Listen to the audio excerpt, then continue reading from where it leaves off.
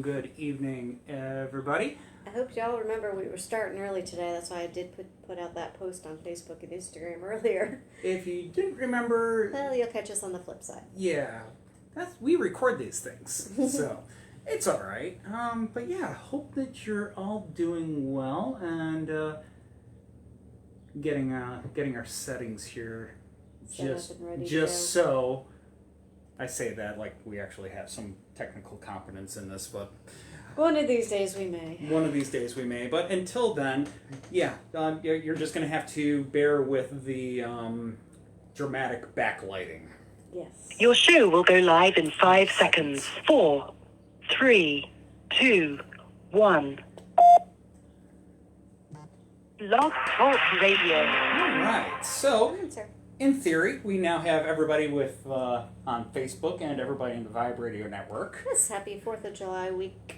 Yes, 4th of July weekend. We are doing the show early this evening because... There will be fireworks behind us later on tonight. Yes, we fully expect there to be some very loud fireworks later tonight, and we did not want that to overlap with our program. Number one, we wanted you to be able to hear us. Number two, we want to enjoy the fireworks. So yes, because they are literally right outside the windows behind us. So it's going to be, that'll be fun. The kitty cats aren't going to enjoy it, unfortunately, but they have kitty control centers under the various beds in the cottage. Yeah, they get to go hide and stuff like that. And obviously, if you're not familiar with if you've only been watching just so long, you might notice that we don't seem to be in... We're not home. We're not in Richmond. We're on vacation. We are in New York. So very appropriate because tonight we're doing Haunted New York State.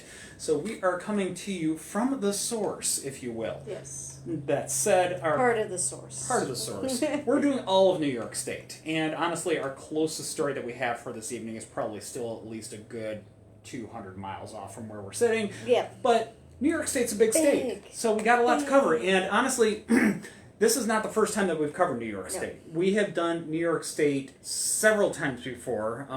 We did Finger Lakes area. We've done Northern New York. We've done Broadway. Yep. So if you want to check those out, there was the North Country Spirits episode that we did on June 8th of 2020. So going back a hot minute there, there's Spirits of the Finger Lakes, which was on May 24th of 2021, and Haunted Broadway, which was August 30th of 2021. So all of those shows, you can go back, you can catch those on either... They're on the Facebook page, and they're also on the YouTube page. So you can go find them very easily. I will be the first to admit that it will probably be much easier for you to find it on YouTube. The search function on Facebook leaves a bit to be desired. But either way, those episodes are there. And then, of course, those we have brought up New York State on numerous other occasions as well. Haunted hotels. Haunted hotels. Haunted houses. I think, and also didn't we... the executive mansions. The executive mansions. Yep. So New York's got a lot to offer. New York's got a lot to offer, and tonight we're going to go ahead and we're far from digging around the bottom of the barrel. Oh, heck. Not even close. No. The New York has a lot to offer. There will be more about New York in the future, but in the meantime, we went ahead and we picked a few stories from New York State for tonight that we have not yet talked about. Yep. So we're going to be going from covering a little bit of everything from all the way down, from down by the Big Apple to the smaller, quieter towns from the upstate area. And we're also going to hit Long Island this time. Yes, yep. So, matter of fact, that's where we're going to start tonight. Yes. So. And Nico has yet again brought his toy. He must play. This has not gone away yet. Yep, no. Yep, so he has... I will be playing while Chris is reading. Yep. But anyways, so our first stop, as I said, we are going to be starting down in Long Island. And, hey, Alex, and hi, Patrick. Thank you for tuning in and watching. I'm always happy to see you on here. Hey, Patrick, I found a haunted lion for you. That will be a future episode. I found one. Let's not tease too much. I still have to flesh out I have to find out more about that story, but I found where one is. Yeah, that's not even going to be like the next episode. No, it's not. But it's fun. It is fun. Yeah, it's a lot of fun. So anyways, now that you've gone ahead and, of course... Derailed. Yep, yes. Oh, hi, Mom. Looking forward to seeing you tomorrow. Yes. So, your grand fur babies are here having a grand old time. oh, they are loving it here. But yes, so start our tonight's excursion in the town of Huntington down on Long Island. And it's here that we find West Hills County Park, a wooded oasis that stands apart from the nearby hustle and bustle of suburban life. Cutting through the middle of the park is a simple paved road, shadowed by the encroaching trees and just wide enough for a couple of cars to narrowly and carefully pass one another. Sweet Hollow Road can be a relaxing drive if you're just looking to take in some of nature's beauty, but this road can also send a chill down your spine should you cross paths with one of its storied spirits.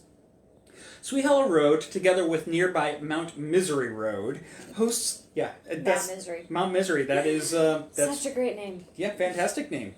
But yeah, you can look it up on the map if you don't believe us. It's there. These two roads together host a number of ghostly tales that date back for centuries. The stories begin with Native American tribes who considered the area cursed and off limits, but hubris, naivete, and general skepticism led to eventual settlement and development of the area. Ever since, locals have experienced a variety of unexplained and sometimes horrifying events that have become a part of the community's history and mythos. Of the many legends associated with Sweet Hollow Road, perhaps none is more heartrending than the tale of the school bus wreck that took place on a snowy day as an untold number of decades ago.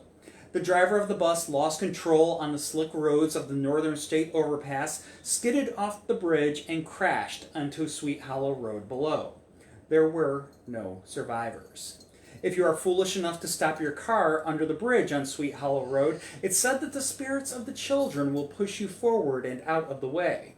While a slight incline in the road can certainly explain the movement of the car, it doesn't explain the children's handprints that have been found covering those cars after getting a spirited nudge. Can I just say nope? The same bridge is also the subject of another story in which 3 boys allegedly hanged themselves in a suicide pact.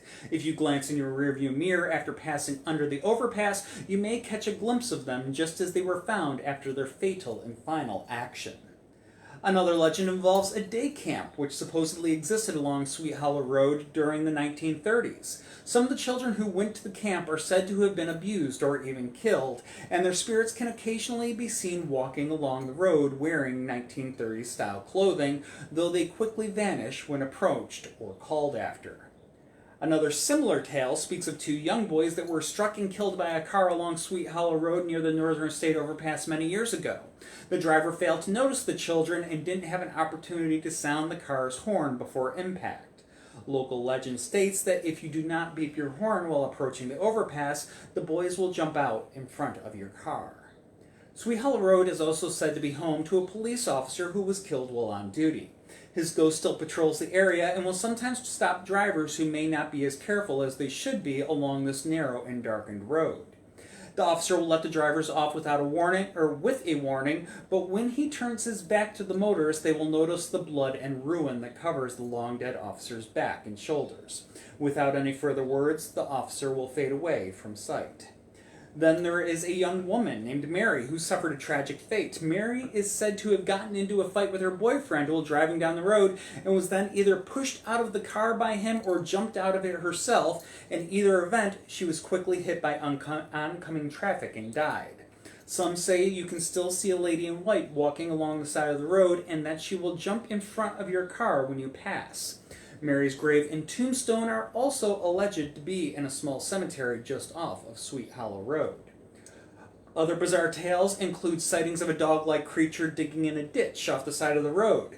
When captured in the headlights of an oncoming car, the creature stands up on 2 legs and disappears into the surrounding woods.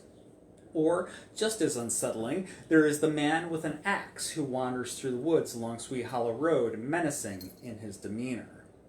All of these tales could be said to fall firmly into the realm of legend and myth. There are no newspaper stories or other historic records about school bus wrecks, suicide pacts at the Northern State Overpass, murdered patrol officers, or any of the other many tales coming from Sweet Hollow Road, at least not verbatim. Almost all legends like these have a kernel of truth somewhere to be found, and over the subsequent years and retellings of those original tales, we come up with the stories that are told today. It takes nothing away from the haunting and heart-stopping encounters that people experience along Sweet Hollow Road in the modern era, but it can leave one to wonder about what has really happened here over the centuries since the warnings of the native people were set aside by settlers from far-off lands. Dun, dun, dun. But yeah, I mean, we'll be the very first to admit, I mean, so many ghost stories. On one little section of road. But makes me question. Yeah, exactly. It does make me question it, but it's also one of those things where, most of these stories are told as legend and even outright myth. Yeah. But where did they start? Where did they start? So many times there is at least that little kernel of truth out there. And again, it doesn't necessarily take away from the possible hauntings that people are experiencing. Yeah. It could very well be that somebody experienced something really unexplained and they maybe created a backstory to go with it. So again, try to help them with the understanding. Yeah, I mean that's how sometimes people try to cope with things like this. So yeah, again, even if you want to dismiss it as legend or myth, take a moment and pause and think about where that legend or myth may have come from in the first place. All right, so the name of this next building we're going to go to is going to sound familiar because we talked about the one in England. This one's different. No relation. Putting that out there, I'll come back to that in a minute. All right, so we're going to go to Raynham Hall in Oyster Bay, New York. Now, this is just a short 10-mile ride from Sweet Hollow Road, and it takes us to the waterfront hamlet of Oyster Bay. It's here we find a house that is now called Raynham Hall Museum. In 1738, a man named Samuel Townsend purchased this saltbuck-style house. He made a few additions that actually doubled the number of rooms from 4 to 8. And he had dubbed it a homestead at that point in time. It's here he opened a store, raised his family, included 8 children in that family, by the way, the third of which was Robert, who was born in 1753, and the 7th was Sally, born in 1760. When the American Revolution broke out, Oyster Bay was primarily loyalist, except for a few people in the area like Samuel Townsend. In August of 1776, the Battle of Long Island saw the Patriots defeated, and a few weeks later, British soldiers arrested Samuel for being an outspoken patriot. Fortunately for Samuel, he had friends on both sides. A merchant Tory, Thomas Buchanan, paid for Samuel Townsend to be released and returned home. As part of the arrangement, Samuel was forced to sign an oath of allegiance to the crown. While he may have been a little more subdued after his brief imprisonment, it's safe to say that his loyalties remained true to the Patriot cause. In the winter of 1778, now 17-year-old Sally Townsend and her family were at home when the British commander, Lieutenant Colonel John Simcoe, arrived to the Saltbox house, and he moved in with the Townsend family. He turned the place into headquarters for over 300 Loyalist Queen's Rangers. While it certainly was an intrusion of the highest order, the two groups made nice with one another, even while working at opposite goals. For her part, Sally seemed to take a liking to Simcoe, and romance bloomed in the months that followed. But one day, Sally noticed a man sneak into the house, leaving a note in a kitchen cupboard. She couldn't help but to read the note, and once the coast was clear, well, she didn't like what she read. Major Andre was soon captured and executed. Simcoe, suspecting betrayal and reeling from the loss of Andre, left the Townsend home soon afterward. As it turns out, Sally Townsend and her brother Robert were both members of George Washington's secret organization of informants known as the Culpeper Spy Ring. Their existence was so secretive that the Culpeper Ring wasn't even known to the public until the 1930s. In the years that followed the Revolution, the Townsend House was passed down to Samuel Townsend's descendants, and in 1850, Solomon Townsend owned the home and made several additions, including a water tower in the rear and a rear wing. He gave the residence its current name, Raynham Hall. It was named for the hall in Norfolk, England, a residence that was also owned by a Townsend family, but there's no relation between the two sets of families.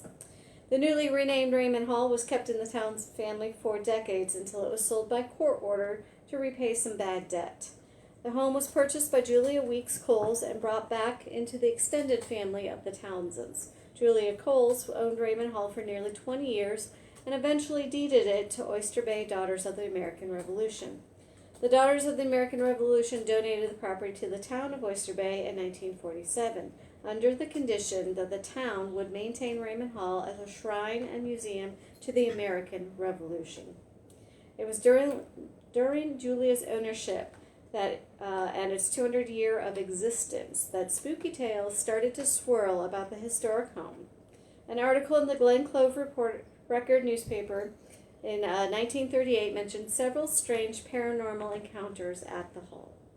Julia recalled an event where an overnight guest saw a white horse with a rider enter her room while she was still wide awake. Julia stated the white horse ghost was a family ghost and that it haunts the Townsend home in New York, England, even though the two Townsend families are regarded as unrelated. The white horse is said to appear a few hours before the death of a member of the Townsend family.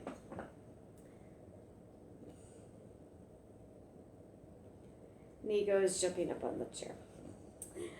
Now, a lady who rented the hall for use as a tea room often heard odd noises such as phantom footsteps on the stairs. And on 2 separate occasions, a year apart during the meetings of the Daughters of the American Revolution, a Pekingese dog owned by one of the members was brought in. He became terrified and refused to pass a certain place in the floor.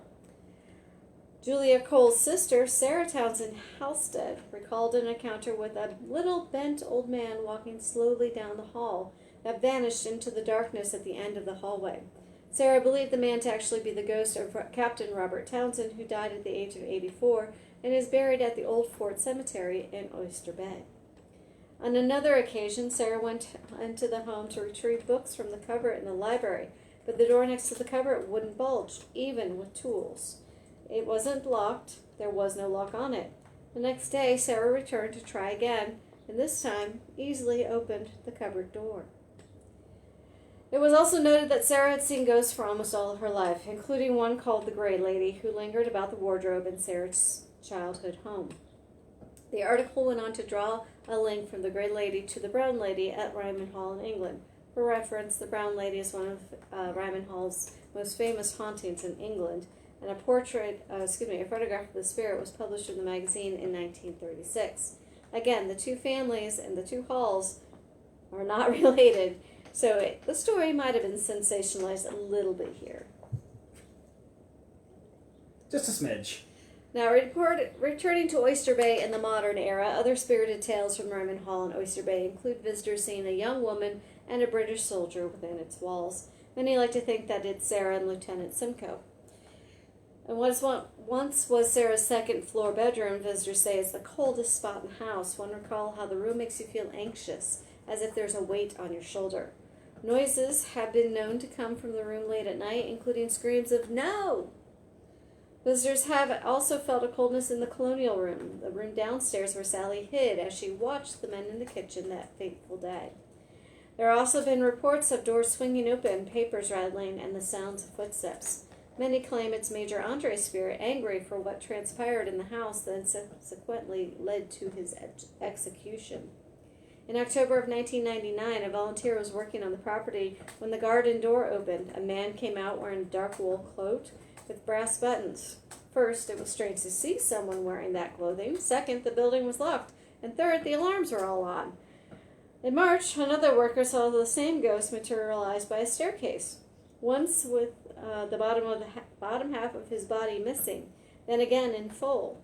The ghost is believed to actually be Michael Conlon, an Irish immigrant who worked as a servant in the home in the 1860s. In the upstairs of the former servants' quarters, moving shadows have been seen when no one else is in the house, and in the same area, the mysterious smell of roses has permeated the air. The spirit of the servant woman who has been seen materializing and walking into the kitchen, and in that kitchen, the smell of apple pie can also be sensed, even though, of course, no cooking has taken place there in many years.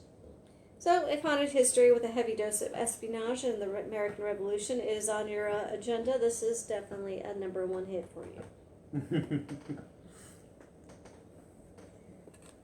Comments? Questions? Lots of typing going on over here. Donnie wants to know if we're sharing the fireworks online. We weren't planning on it. We might put a couple pictures on our personal page. Yeah. But, yep, and of course there will be the cursory and obligatory Happy 4th of July post from Haunts of Richmond. Oh, I've got the photo ready. Yes. So, we'll be getting there, but... We had to just post that really cute picture of Chris with Nico earlier today, though. Because Nico had to be in his lap today. Go over there, Nico. Buddy, it's over here. Come on. Yeah, it's Go. over here. And they're flying Nico. All right, so for this next one, you are going to want to hop the commuter train and the metro to get to our next stop. Because no one wants to drive there. You really don't want to drive here. We're heading into New York City and the island of Manhattan. When most people think about the island of Manhattan in New York City, they conjure images of the towering skyscrapers of lower Manhattan in the financial district. But as you head north on the island, while you are still very much in the city, the buildings get smaller and there is more open parkland.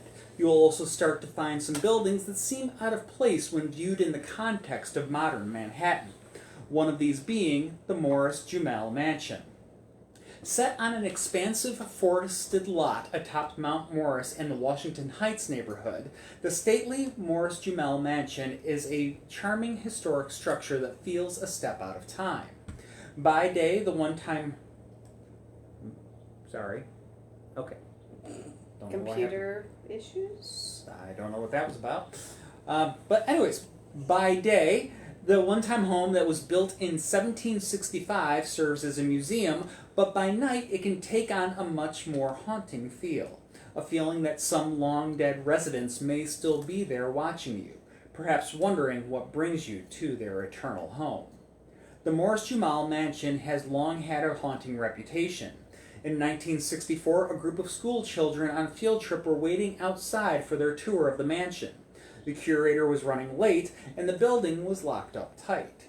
The kids were playing around and making noise, as they are prone to do, when a woman appeared on the balcony over the front door and told the children to shush. Surprised and sufficiently cowed by the woman, the children complied and settled down as much as you might expect them to. When the curator finally arrived to open the house, she insisted that the house had been empty. It had been locked up tight, and there was no one else who could have been there. But the curator listened as the children described who they had seen, and the woman sounded very familiar indeed, just like Eliza Jumel, the mansion's former owner who had died in 1865. Eliza was an unconventional woman and ahead of her time. She had a sharp business sense and had climbed her way to wealth from amongst the lowest rungs of American society, facts that did not serve her reputation well in the mid-1800s. Born in 1775, Eliza grew up poor in Rhode Island, but she didn't let her situations shackle her dreams. Eliza educated herself, even becoming fluent in French. Once she was able to make her way to New York City, she found work as an actress, one of the lowest occupations you could take on in the late 1700s and early 1800s, but it was a job that sometimes helped women catch the eyes of well-to-do bachelors. That's exactly what Eliza managed to do. Stephen Jumel, a French-born wine merchant and importer of luxury goods, took a liking to Eliza and they married in 1804, an event that sent tongues wagging in New York City's elite social circles. Rumors held that Eliza had tricked Stephen into the marriage after being his mistress for an extended period. People whispered that they only married because Eliza had pretended to be on her deathbed, claiming it was her dying wish to be married. These, however, are just unsubstantiated rumors, likely stemming from Eliza's shrewd business sense. Eliza successfully managed the couple's money and business holdings for extended periods of time when her husband was away in Europe on business, a fact that upset some businessmen in New York who had hoped to take advantage of Stephen's absence. The ultimate rumor swirls around Stephen's death in 1832 at the age of 77. His official cause of death is listed as pneumonia, but the elite community of New York City would not pass up an opportunity to try and take Eliza Jumel down a peg. A story swirled that one evening Stephen fell from a hay cart and onto a pitchfork. The initial accident did not kill him outright, but it was said that Eliza removed his bandages, allowing him to bleed out. While there may be a sliver of truth in that series of events, it carries the stench of slander above all else. 14 months after Stephen's death, Eliza married Aaron Burr. Yes. Oh, yeah. The one and only Aaron Burr. Because we're never done with Aaron Burr. We can't be done with Aaron Burr. He somehow managed to weave his way into just about every aspect of early 1800s society in the United States. And abroad, for that matter. But that's a story haven't covered that part yet. That's for another time. Now, in theory, they each had assets to bring to the marriage. Whatever power he had left as the one-time vice president of the United States, and her money as the one of the wealthiest women in New York City. Burr started to quickly burn through Eliza's liquid assets, and the two separated after only 4 months of marriage. Eliza sued for divorce, but it wasn't finalized until the day of Burr's death in 1836. Basically, the court verdict came out and Aaron Burr effectively dropped dead. That's not much of an exaggeration. Apparently he had heard the verdict and literally died 3 hours later. Yeah. So, yeah. Anyways, Eliza spent the rest of her life ruling over the mansion on the hill and her extended family, including the grandchildren of her much-loved sister. But when she died at age 90, she left much of her large estate to a local church and other charities, to the surprise of her relatives, who had expected a more generous inheritance. They spent 2 decades fighting Eliza's will, and when they finally succeeded, they sold the land and the house to a syndicate of land developers. For years after that, the house stood empty. At least it was empty for any living people. Ultimately, the city took possession of the property and transformed the house into a museum. While Eliza may be the most prominent spirit at the Morris-Jumel mansion today, she herself had claimed the place was already haunted when she and Stephen bought it in 1810. Built by Colonel Roger Morris, a British loyalist, and commandeered as George Washington's headquarters during the Revolutionary War. Yes, this is a place that actually did serve as Washington's headquarters. So, there's so many signs, so many places that love to, Washington slept here type deal. This one did. This is the real deal. So, anyways, but yeah, the building was also quartered Hessian mercenaries before briefly becoming a tavern in 1789. In short, the 45-year-old home already had a very tumultuous history by the time the Jumels moved in. In addition to encounters with Eliza, visitors would occasionally report seeing the ghost of a Hessian soldier who was said to have died on the stairs of the home, or a maid who had jumped out of a window. Some very famous spirits have been rumored to linger on here as well. An anxious General Washington is sometimes said to pace the floors, and some even like to claim that Aaron Burr may still be around despite his short tenure in the home. Personally, we think that Burr would prefer spending his afterlife with his daughter Theodosia at their one-time home in Manhattan's West Village, at what is now the restaurant One If by Land, Two If by Sea. Which we've covered. Yep. If you want more information on that haunting, we have already featured it on a show. It was in Haunted Restaurants, which aired on March 1st of 2021. Again, as with all the other shows, you can find that on Facebook and YouTube. But we digress. For decades, most of the Morris-Jumel mansion's past, including its ghost, was left to languish while the curators focused on the few weeks Washington had spent there. Fortunately for us spooky people, and for the other chapters of the mansion's history, other aspects of its long history are now shared alongside its ties to General Washington. This includes regularly scheduled paranormal investigations where small groups can try and communicate with the resident spirits. Not everyone at the mansion is so keen to encounter spirits, though. A former staffer who would occasionally stay in the caretaker's basement apartment sometimes heard heavy footsteps above her head when the house was supposed to be empty. Refusing to believe in visitors of the spirited sort, a search of the home inevitably revealed no living intruders. But some staffers keep a log of strange experiences: disembodied voices, doors opening, lights being turned on and off. The mansion started embracing its spirited side when Vincent Carbone, a Long Island native and paranormal investigator, contacted the mansion about conducting an investigation for a friend's bachelor party.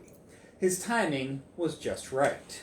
The mansion's spooky reputation had reached an undeniable level, and Vincent's experience as a respectable investigator was a great fit for the mansion. He not only got the investigation for the party, but he also joined the mansion's full-time staff in 2016. The mansion has hosted sold-out public paranormal investigations ever since, helping to bring in visitors who otherwise may have overlooked the Morris-Jumel mansion. The investigations are half historic tour, half intro to ghost hunting. The guests get much of the same information they would on a traditional tour, plus getting to walk into rooms normally roped off to the public with the potential of encountering a historic spirit. So, if you're up for a paranormal field trip to Manhattan's Washington Heights neighborhood, just hop the metro to the 163rd Street station and walk a block over to Manhattan's oldest residence for a spirited step back in time. And then, yes, you may reenact Washington Heights, or In the Heights. In the Heights. Courtesy of Mr. Lin-Manuel. Yep. Our favorite person that we never knew.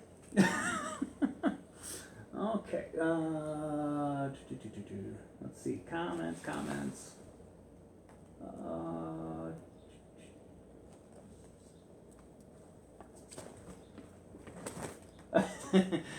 They like the picture that you posted of me and Nico earlier. Nico, get out of the research bag. Sounds like Eliza was a good actor if the deathbed story is true. And, so it was Eliza who finally did Aaron Burr in. Good one! There might be a shade of truth to that. I wonder if Eliza and Eliza were friends. Because, I mean... They may have known each other, but they lived uptown. The Hamiltons lived uptown. Oh, that Eliza. Yeah. I'm sorry, I was thinking actress Eliza Poe. Oh. They might have known each other, too. But they were... There should be a whole group of Elizas who knew each other in history. I'm just saying. Do we have to do like a haunted history thing for Elizas in the early 1800s in America?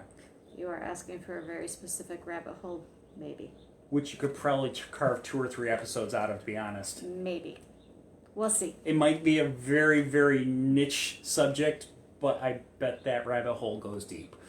Let me get through the other rabbit holes first. That's all I'm saying. Anyways. That's all I'm saying. I've got like 32 scripts that are not finished right now. Cheers. Let me get out of the rabbit holes I'm already in. Just saying. She works hard. I got a lot of rabbit holes. Anyway, here we go. We're going to stay in New York City, and we're going to go to the House of Death. Death. Dun, dun, dun, dun. Dun, dun. Alright, so this one's not open to the public, but you can walk by and take in the sights of one of New York City's most beautiful neighborhoods. It is a 30-minute ride on the A-line that will take you almost the full length of Manhattan down to Greenwich Village, and here amongst the cafes and the brownstone residence, the off-Broadway theaters that make, of course, this area the most famous, you can find one home that carries a much different vibe. The House of Death. This is at 14 West 10th Street. The building itself is just as gorgeous as any of the other revivalist Greek brownstones in the neighborhood, but its legacy is dark and cold. It was built in 1856. It was a home that housed many of the city's bright and beautiful, including the wife of the founder of the Metropolitan Underground Railroad, the Broadway Underground Railroad, Mr. James Borman Johnson. Johnson was responsible for founding a reading room, a library, the famed 10th Street Studio. Did he bite you? He tried. Oh. And point of clarity, when we're talking Underground Railroad, we are literally talking about basically the original Metro. Yeah. Not the... It was known as the Underground Railroad. Yeah. Not the one during the Civil War, pre-Civil War. Yep. So... Anyway. Point of order. Point of order. Carry Sustained. All right. The 10th Street Studio was a collective with studios, galleries, and annual funding for resident artists. After he died, his wealthy widow moved their daughters into the House of Death in the 1880s. The house seemed to have started earning its reputation gradually after the Boorman family stopped living here. The first recorded incident of bad luck happened in 1897. Cycling celebrity Fred Andrew, the new owner and occupier of the home, had a moment of bad luck, shall we call it. During his residency, he described to the New York Times on August 9th of 1897, he had a moment of reckless bicycling and riding. It caused him to hit a boy who was around 8 years old at the time. The boy suffered a broken leg, and Andrew was subsequently arrested. The house's most famous tenant, was Mark Twain. Twain was a resident at the House of Death for 3 years after Fred Andrew. Mark Twain only lived in the house for a little over 12 months. He was battling bankruptcy and churning out some of his works that became classics, even though they were a bit on the rush side. He was also battling depression at this time. Twain was a noted ghost skeptic, yet he wrote of a clear and plain paranormal experience that he had in his new home. One evening, he witnessed a large piece of wood kindling moving in the air all by itself. Thinking that the wood was being moved by a rat, he picked up his gun, took aim, and fired. The wood fell to the ground, and there were a few drops of blood nearby, but there was no sign of any creature that would have left the blood behind. Still, Twain insisted that the blood must have been of a rational source, aka a rat that scurried away. Although Twain did not have many pleasant memories at the house, despite his vehement disbelief of the paranormal, people reported that his spirit actually lingers on in his one-time residence. Subsequent occupants have witnessed Twain's spirit trudging up and down the stairs, commonly considered the most haunted section of the house. One of the most notable Twain encounters came in 1937 when a mother and daughter suddenly came upon Twain's spirit perched on one of the home's window seats. He rose and approached the pair, saying, "My name is Clemens, and I has a problem here, gotta settle." He disappeared moments later into thin air. While the problem was never defined, it was probably financial in nature. And, of course, given that Twain had many financial issues while he was residing in the home. Of all those places that Twain resided during his life, it's a shame to believe that he would wind up in New York City, where he endured some of his most troubling years. Granted, if you think about stone theory and residual haunting, all that emotion probably was laid down pretty strongly for him at that point in time, so I'm actually not surprised. Sorry. I was typing. I didn't catch any of that. Residual hauntings, Twain's strong emotions, Yep. laying down. I'm not surprised he haunts there in a residual way. No, that does make sense. Yeah. Yeah. He... When you're stressed out, you're going to leave a mark. I'm just saying. And Patrick was just commenting about how let's use a gun to kill a rat, as in let's kind of like overkill. But I had to point out I have to point out that Mark Twain, aka or Samuel Clemens, or Samuel Clemens, aka Mark Twain, whatever have you, was about as subtle as a hammer, so using a gun to kill a rat is kind of in character. Yeah, totally in character. All right, so let's move on. 20 years later, in 1957, renowned actress, psychic, and writer Jane Bryant Bartell, why did I choose this story, and her daughter took up residency in the spacious apartment on the top floor. Bartell reported almost immediately that a monstrous moving shadow would often follow her around the house.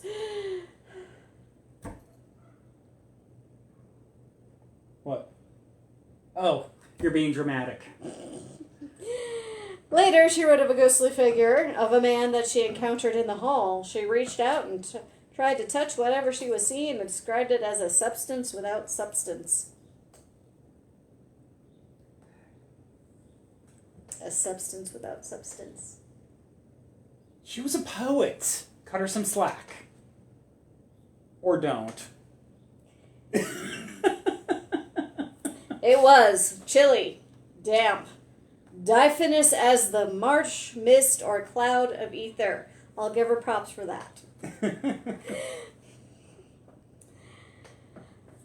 Now, I could, of course, feel my fingers freeze at the tips. They were numb, yet they tingled. In a split second between contact and recoil, the scent came. Fragile, languorous, and sweet, unbearably, cloyingly sweet. The unusual scent was not, was not the only odd and bitter scents the Bartell family reported smelling during their time at the House of Death. Food not purchased by them and already rotting, as if it had been sitting around for days, would suddenly appear on the table. Their many small animals would often become aggressive for no reason, as if disturbed by invisible enemies in the building. Bartell was a true believer and took the proactive step of employing a paranormal expert to investigate what could be causing these terrifying realities for the scared residents. The investigator confirmed what the couple believed from the start. The investigator proclaimed there were upward of 22 spirits in the House of Death. Besides, Mark Twain, he mentioned in additional that there was a woman in a white dress, a young girl, and a gray cat. Bartell decided to write about her experiences in the house and titled it Spindrift, Spray from the Psychic Sea. She vividly recounts what it was like to live in the home. The book was well received and received many favorable reviews. Bartell died shortly after completing the manuscript, in what one might consider mysterious circumstances. She was a sufferer of depressive episodes, and there were rumors of suicide attempts. Her death led credence to the legend that the House of Death is cursed.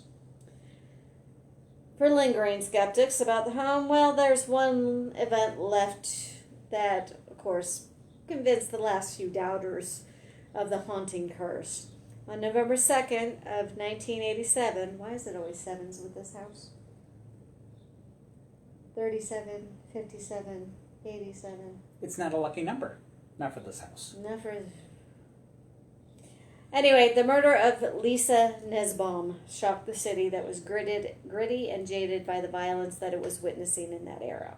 Around 6:40 a.m., 911 operators got a phone call from the children's author and editor, Hedda Nusbin. She said her 6-year-old daughter, Lisa, wasn't breathing, so an ambulance was sent to Greenwich residence right away. When the paramedics arrived, they were greeted by a very disturbing scene. They found Lisa lying unresponsive on the kitchen floor, her brother Mitchell tied to a playpen and filthy. Hedda was covered in bruises and had several broken bones. Investigators also discovered a substantial stash of varying drugs and $25,000 in cash in the apartment. Paramedics were regrettably unable to revive Lisa on their way to the hospital. Her autopsy revealed that the cause of death was repeat blunt force trauma to the skull. Hedda and her lawyer, Joel Stolberg, Lisa's father, were both arrested and subsequently charged with first-degree murder. It was charged that after a drug binge, Joel violently abused both Lisa and Hedda. Hedda avoided the charge in exchange for testimony against Joel. A jury found him guilty of manslaughter in the second degree and sentenced him to a term in jail. Upon his relief in 2004, Joel left the law behind and took a construction job. While there is no excusing Joel's actions, the House of Death, well, let's just say, it revived and reinforced this home's cursed reputation. Even though the home is still elegant and gives no clues to the horrors that have transpired there, it's a classic example that you should not judge a book by its cover. Yep. From the outside, it's beautiful. Beautiful place. Completely, unobtrusive. It's gorgeous. It fits right into the neighborhood. It's still a private residence. So, and it does raise the question. I did not find when it first received the moniker House of Death. Yeah, I didn't find that either. I don't know at what stage somebody finally came forth and looked at it and was like, how many times have we talked about this house? This seems like bad juju at this house. Yeah, and you can bet it was probably somebody in a scandal magazine or probably newspaper. And then all of a sudden, just eventually, just out of the blue, one day, stamp House of Death. So, but anyways, yes, you can drive by there, but don't go knocking on any doors. That is not open to the public. So, Yeah. but. And Patrick just asked, how did it get the name of House of Death? Yeah, no idea. Again, it's sometime after the original owners, but before the cyclists. So sometime in that time period is when it happened. Yeah, it's just, it's one of those things. And trying to find what occurred there between those two that gave it that moniker. Yeah. Nasty juju. Nasty juju. Anyways, we are going to go ahead. We're going to move along. We're going to slide just a little upstate. We're not going to upstate. Don't get me wrong. This is not upstate. We are talking about the mid-Hudson region of New York State. This is still very much downstate. We are in upstate right now. We are in upstate. That is here. not upstate. Yes. So. Just so y'all know from native New Yorkers. It's a passionate argument, particularly amongst New York versus the rest of the state. Upstate New Yorkers. Anyways, I digress. So, we're going to go to the little hamlet of Napanoch. Fun name. I will say that. Napanoch. Napanoch. I've been waiting to do that. Noted. All right. So here you can find a paranormal investigator's paradise at the Haunted Shanley Hotel. Yes, that is its real name now. They call it the Haunted Shanley Hotel. Now, this is a historic bed and breakfast that has boasted several famous guests as well as a few infamous ones that used to visit the Gentlemen's Club and Bordello that operated there. A few of those guests have never left and still linger in the corridors waiting to greet newcomers and welcome back the returning guests.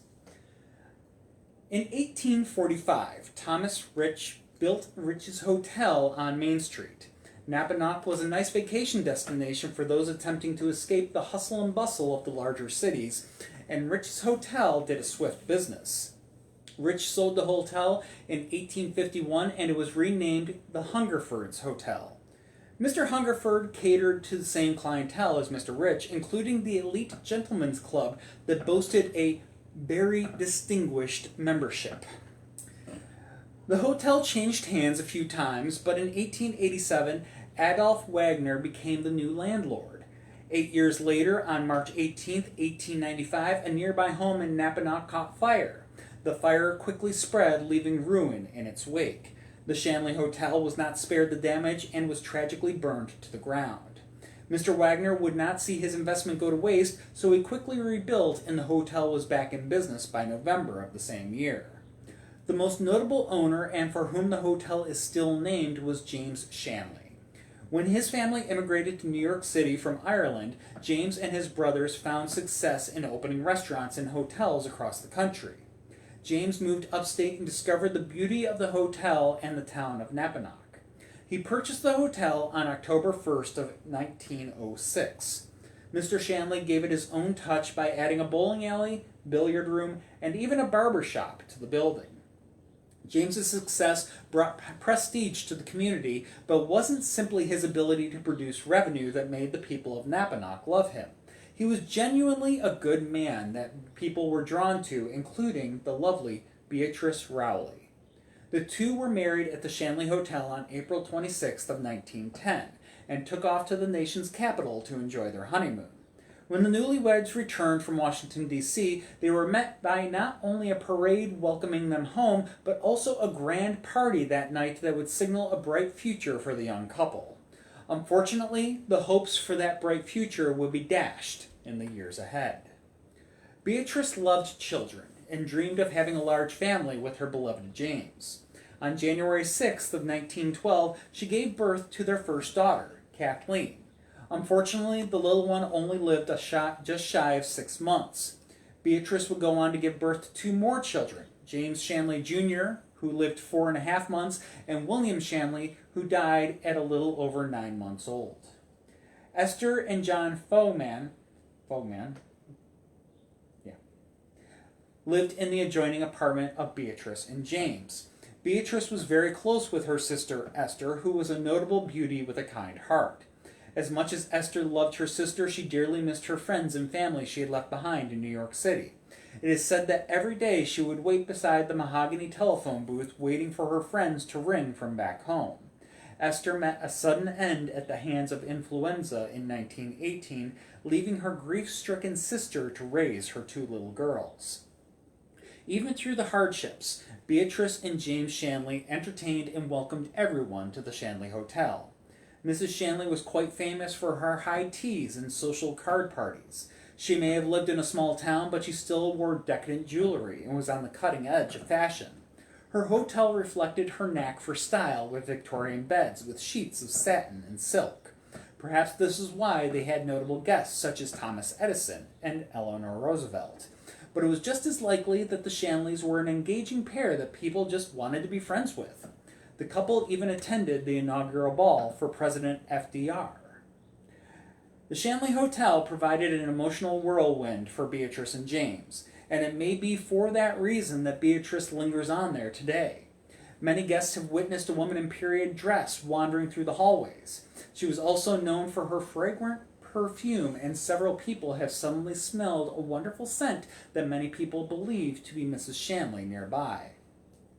Tragedy was not limited to the Shanley family. In September of 1915, another tragic moment occurred for a nearby family. Dr. Walter Nelson Thayer Jr. was backing his car out of the alley that ran between his home and the hotel. His 5-year-old son, Walter Nelson Thayer III, jumped onto the running board only to fall off again. The car backed over him and he suffered severe head injuries but did not die of the incident. For years, many have claimed that the boy was the spirit affectionately called Jonathan that plays in the hotel's attic. Perhaps a piece of the boy was left behind after the terrible accident, even if it didn't take his life. There's also the barber whom James had hired, Peter Gregor, who lived in the Shanley Hotel with his family.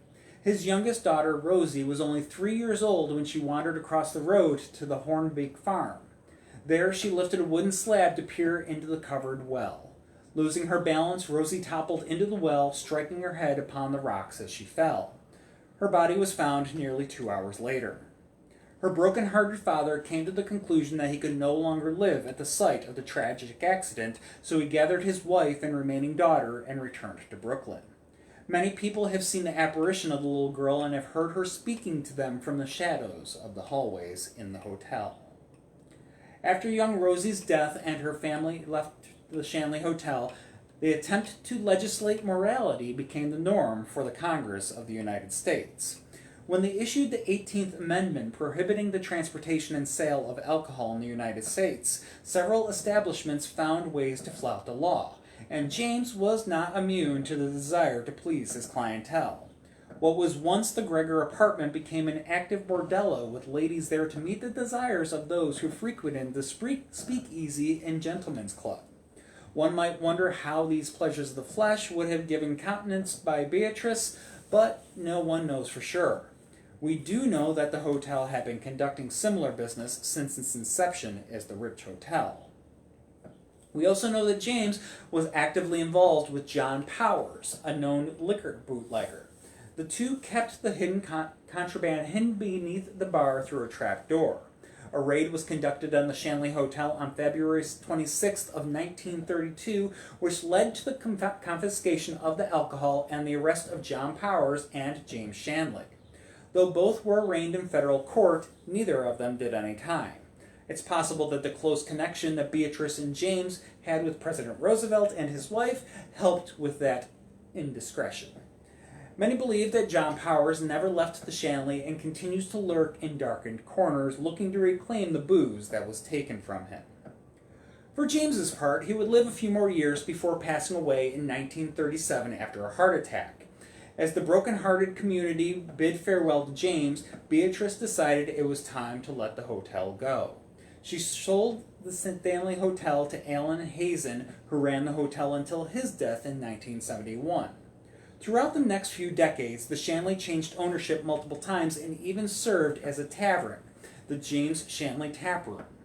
In 1991, it closed its doors and was abandoned for over 10 years until a man took on the challenge of restoring the building to its former glory. In 2005, Salvatore Nicosa bought the Shanley unaware of the spirits residing within its walls. It did not take long for the spirits to make themselves known to Salvatore as they observed his efforts to restore their long-term home. Now known as the Haunted Shanley Hotel, it serves both the living and the dead in Napanoch.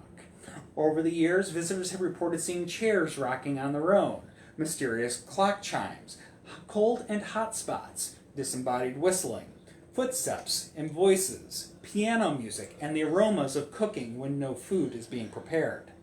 Along with the many spirits who were reported to reside at the Shanley for many decades past, several additional spirits have come to make themselves known in the Haunted Shanley Hotel.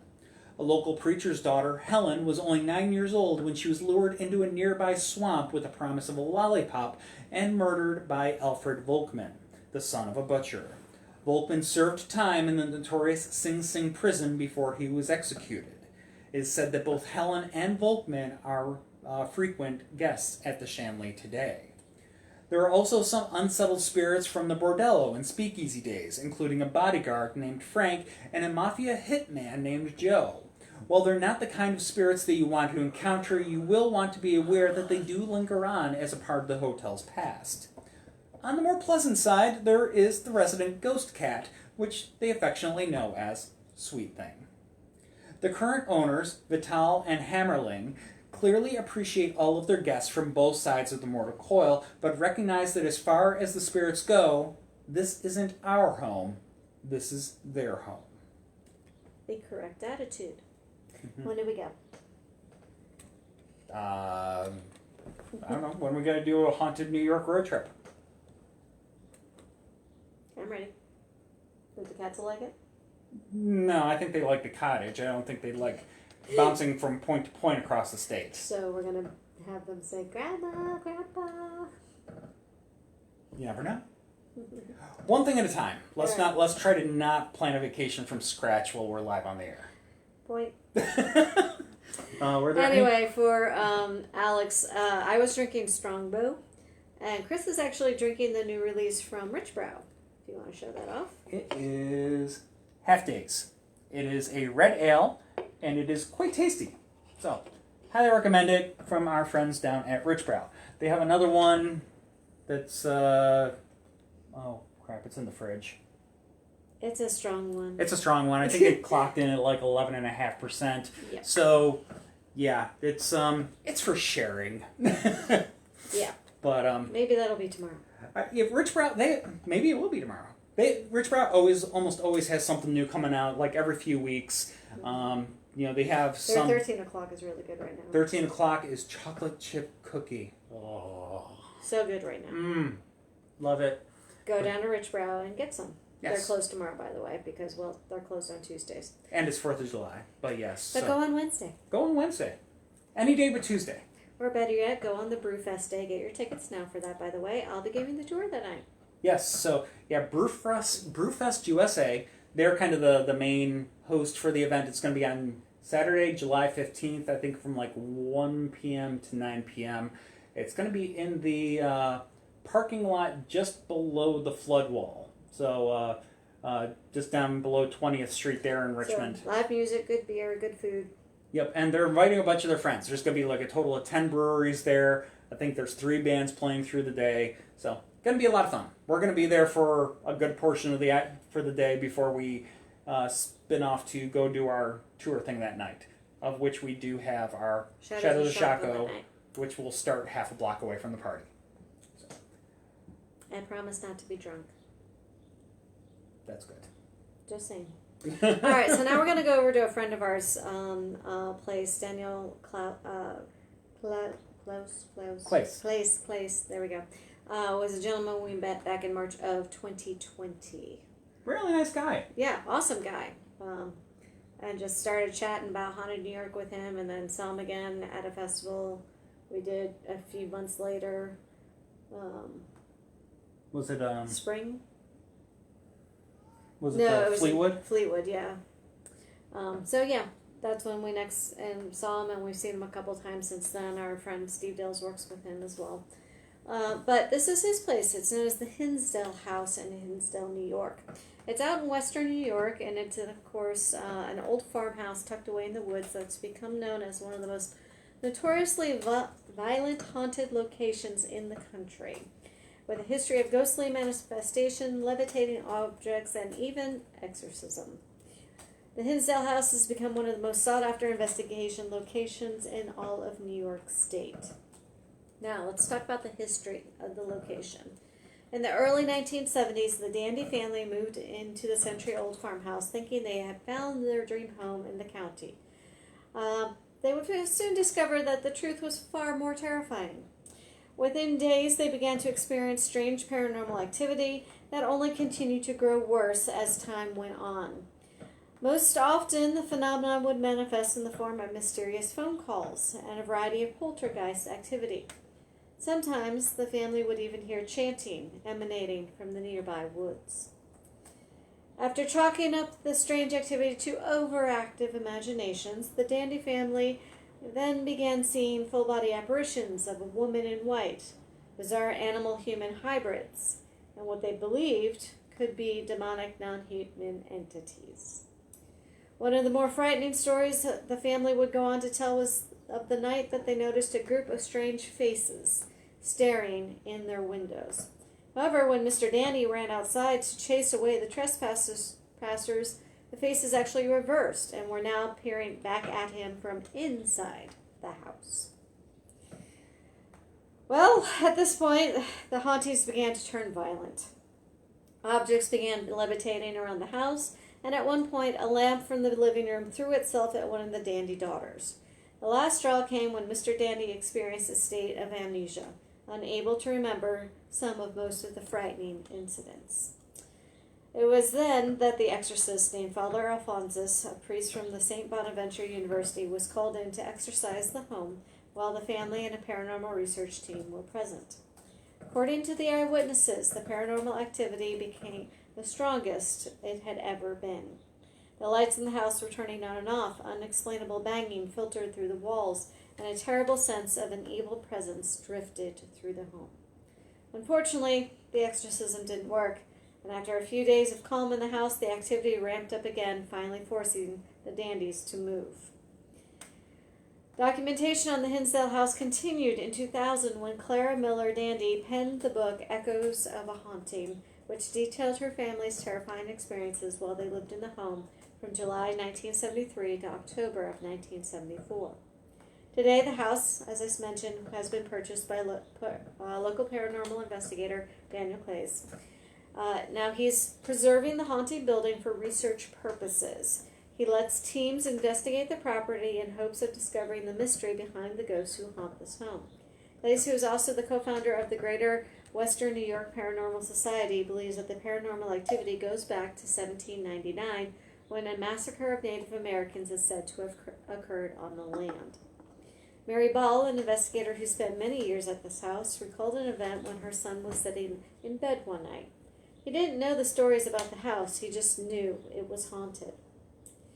Well, he then looked out the window, saw his dad standing out by the fire, and he looked at me and said, "Who's the angry Indian standing next to Daddy?" That's terrifying. That is very terrifying. But it does lead and lend some credibility to Daniel's thought. Absolutely. So, now horrifying historic events continued in the 1800s when there were stories of a pair of brothers who lived at the house raiding passing stagecoaches. They would rob and kill the occupants, burying them either in the cellar or in the hills behind the house. Daniel says that the chilling past seems to echo today many manifestations, including shadow figures, disembodied voices, footsteps walking through the upstairs of the house, objects moving, including a door slams, and full-body apparitions. To help pay for the ongoing repairs and restoration work, he invites paranormal investigators to make donations in exchange for time spent in the house. Very few go away disappointed, and if a full investigation isn't your thing, there are also regularly scheduled tours of the house as well. It's just a short drive from Buffalo and Niagara Falls to visit the Hinsdale house. This perfect little paranormal day trip if you ever decide to find yourself in this corner of New York. I will say they actually do on their website have a video stream of the house, so you can actually watch things that happen in the house as well.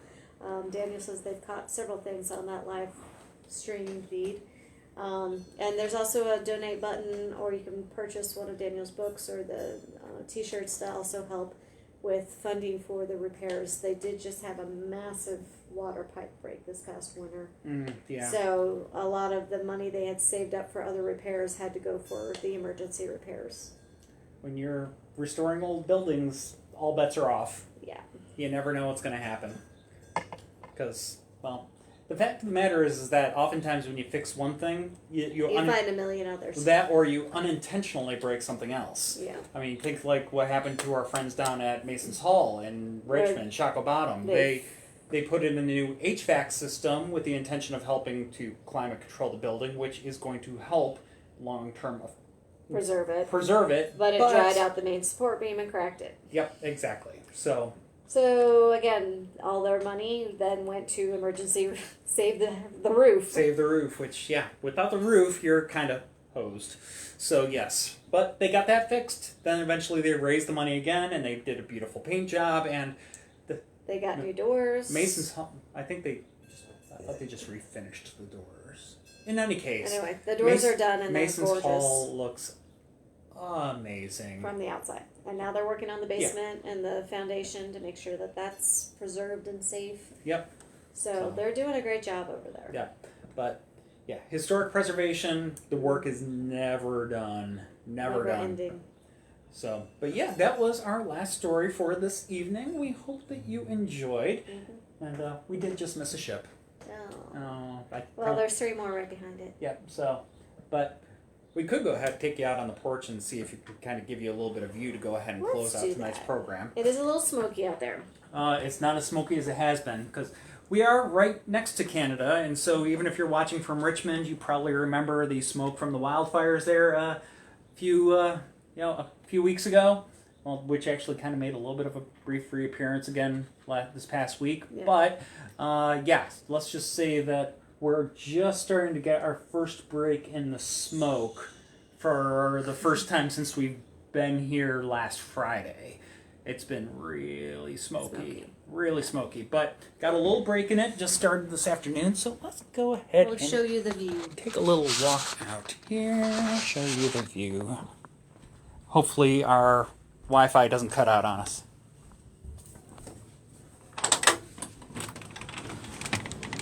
So. And hopefully it don't blind you.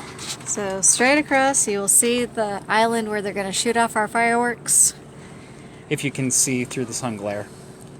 But that is the St. Lawrence River.